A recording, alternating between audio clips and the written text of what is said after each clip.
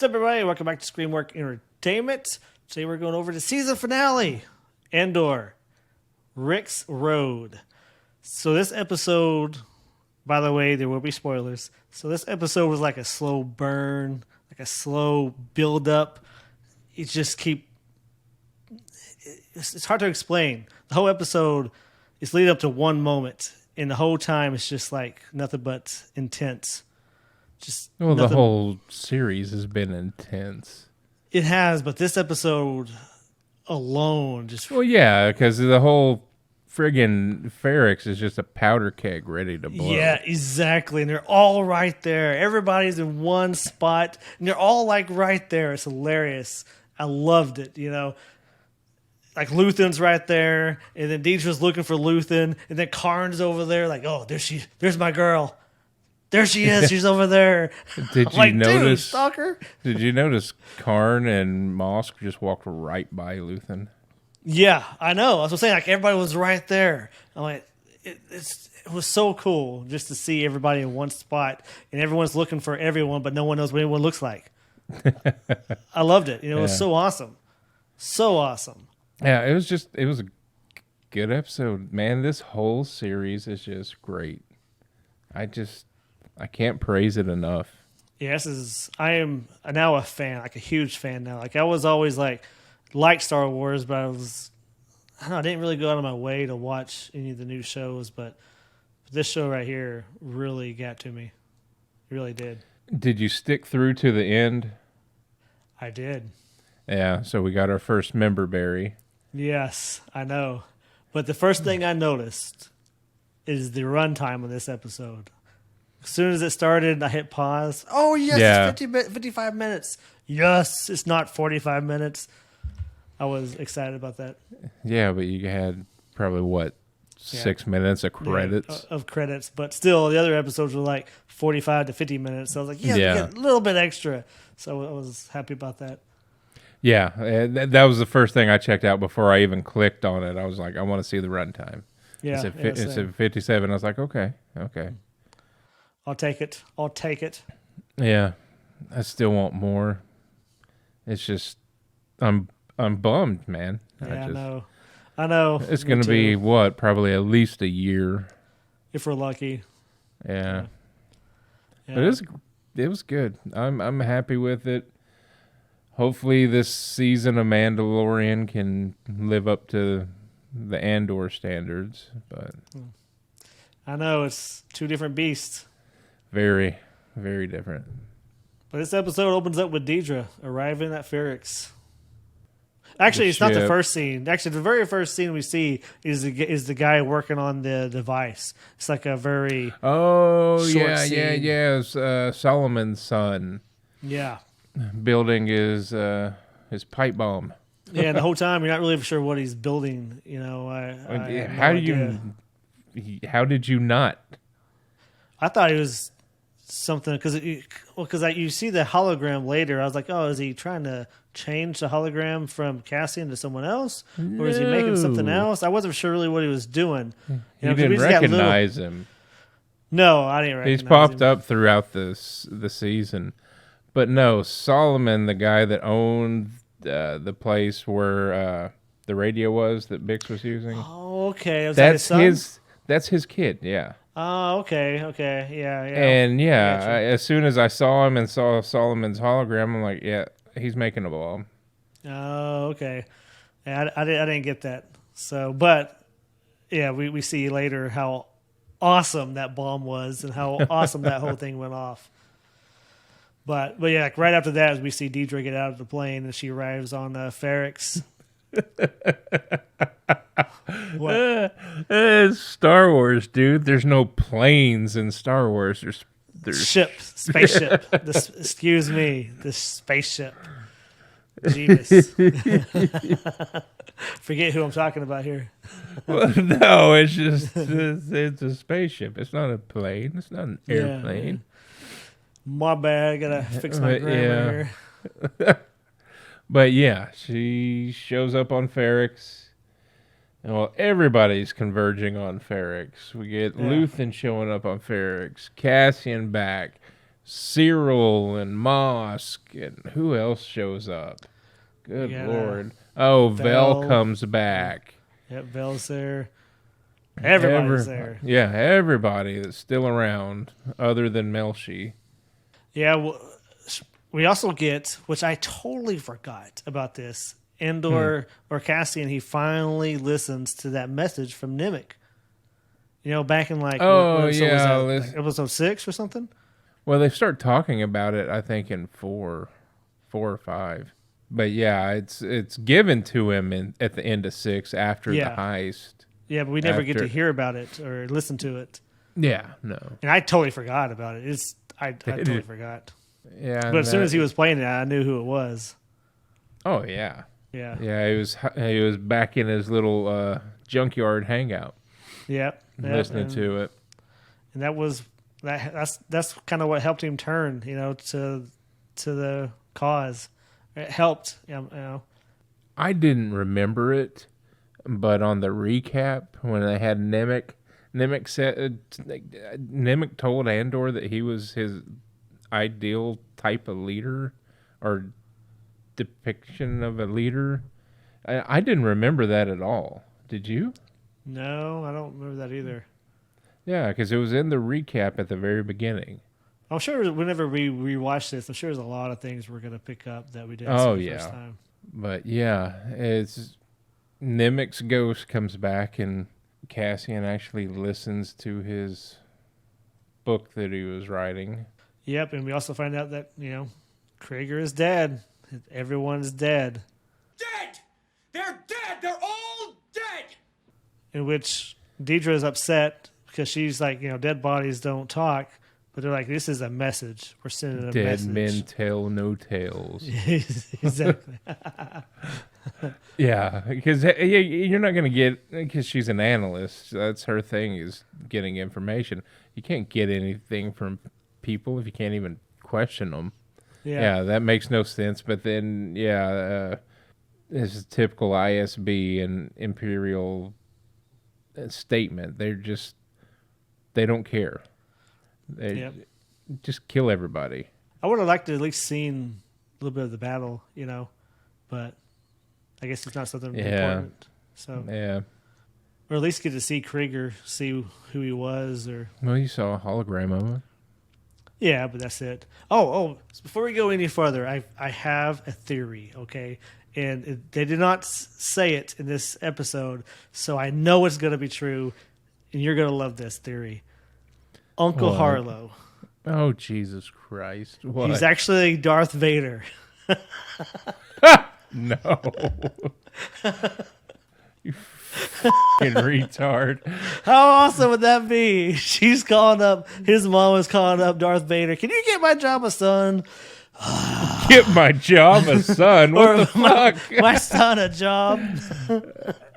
You know, you can just hear him on the phone. Oh, I guess, I guess. I don't know. I was thinking of that the other day. I was like, man, that would be so funny if Uncle Harlo was actually Vader. I don't think we'll ever see Uncle Harlo. Yeah, but if that comes true, we're putting that on T-shirts. He's not even mentioned in this episode. No. And then you don't see Mama Karn either. Yeah, I don't see Mama Karn. Thank God, after we saw her in the middle of the night the last time. Jesus. Yeah. That was enough. I don't want to see her anymore. That was scary. Yeah, she's something special, that one. But since everyone showed up, Cassian, he's kind of held up in like a top of the tower type place, kind of watching everybody. And he spots Luthen, and that's when he's like, oh, shit, he's here to kill me. But he also sees everyone else. So he's kind of watching everyone else. Yeah. Yeah, and he's sussed out that they're on to him. Yeah, exactly. And whenever and what I thought was so great was he used the tunnels that Marva was checking to actually get in to help break Bix out. Yeah, I know. Whenever he broke her out.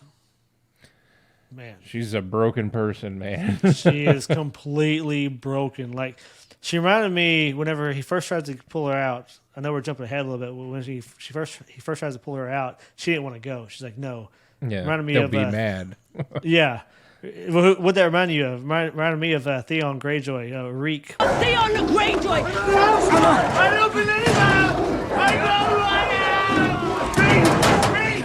Royal Reek! That's what that reminded me. That's how broken she was. It's always Game of Thrones with you, huh? I know. Game of Thrones or Family Guy. Yes. And only one of those are a decent show. I don't know about that. What do you think of the funeral? It was interesting. Like the music leading up. I love the music. You know, the tone of it. The funeral dirge as they're marching the street. What kind of threw me was they said in there that they're only allowed 40 people. Exactly. There was damn sure not 40 people. No, it was like hundreds. Yeah. I know. That's the first thing I thought. I was like, they said 40 people. Look how many people there are marching down there.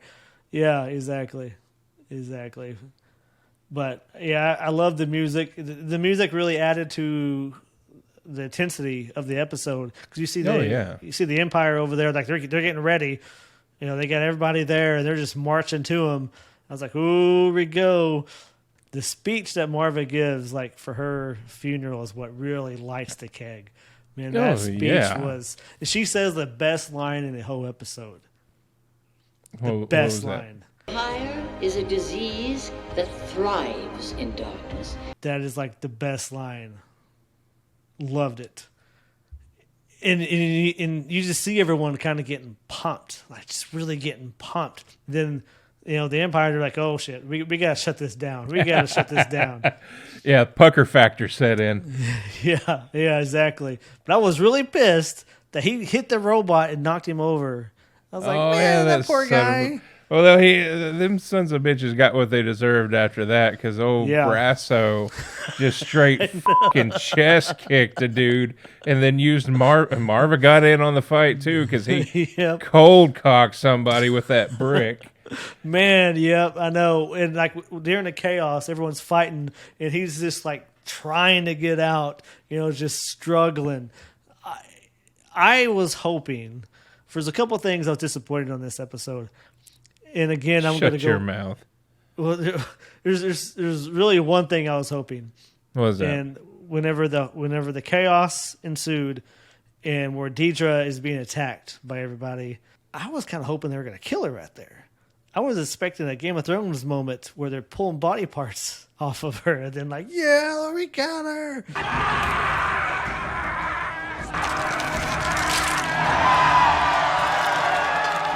You know, that's what I was really kind of hoping to see, but instead, you know, Papa Karn shows up, or brother, or you know, Karn shows up and rescues the day. Yeah, he's stalking her, and his creepiness might have paid off for him. Well, I thought he was going to try to kiss her right there because he was so close. I'm like, what's going on here? She was so scared. He's like, it's now or never. It's now or never.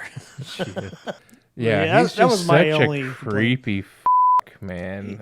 He is.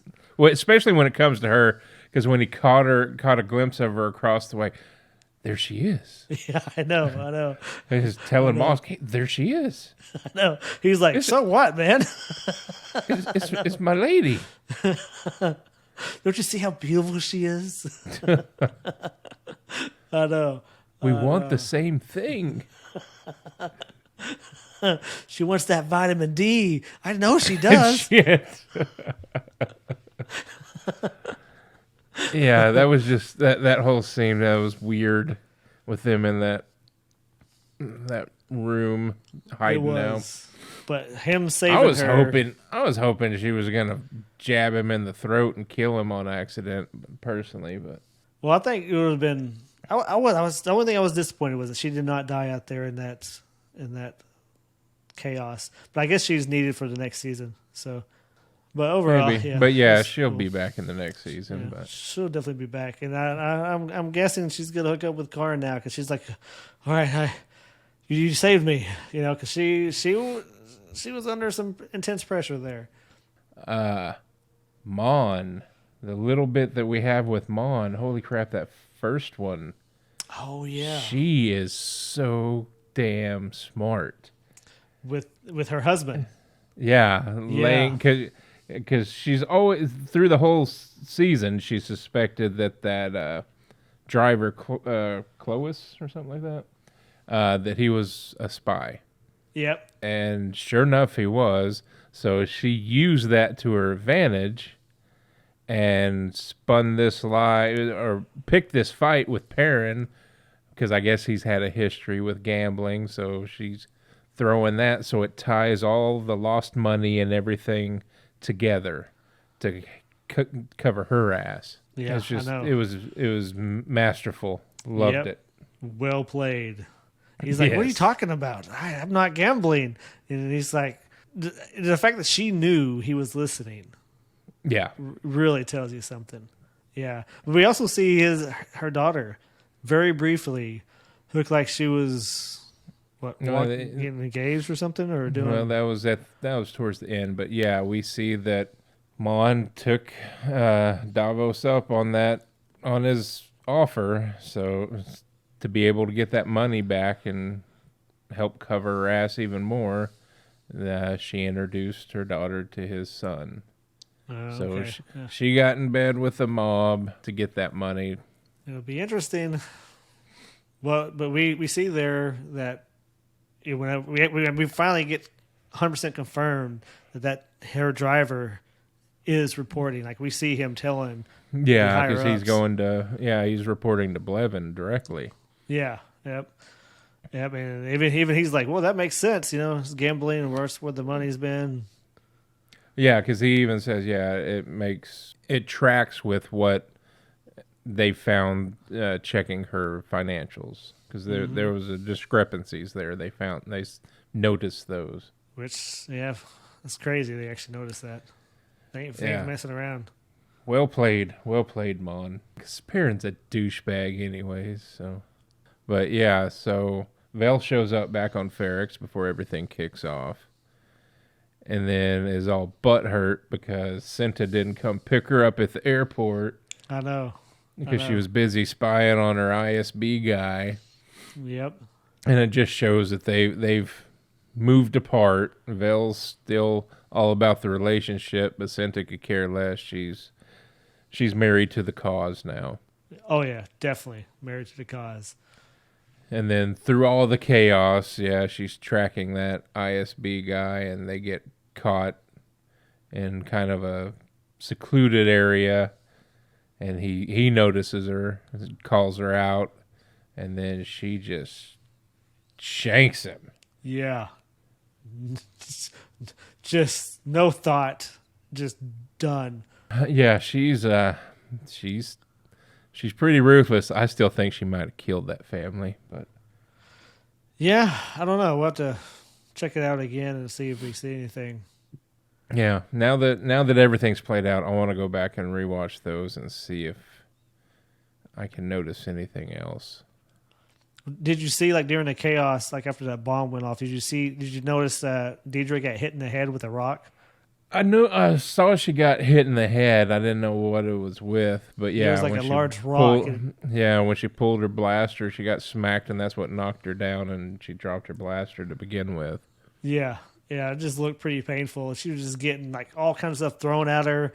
She was just being She got kicked once, and then people got a hold of her and started dragging her into the mob until her little stalker comes along and rescues her. And rescues her, yep. But yeah, Luthen, that was the big thing. The speech resonated with him a lot. Oh yeah. Yep. Because that was the tipping point for him on Cassian. Because the way I see it, he then saw who was raising Cassian, what values he was instilled with, and it just solidified some things that he thought about him, his resilience and everything. And then at the end, the confrontation, that was what did it. I loved it. I loved that, how he did so that. Good.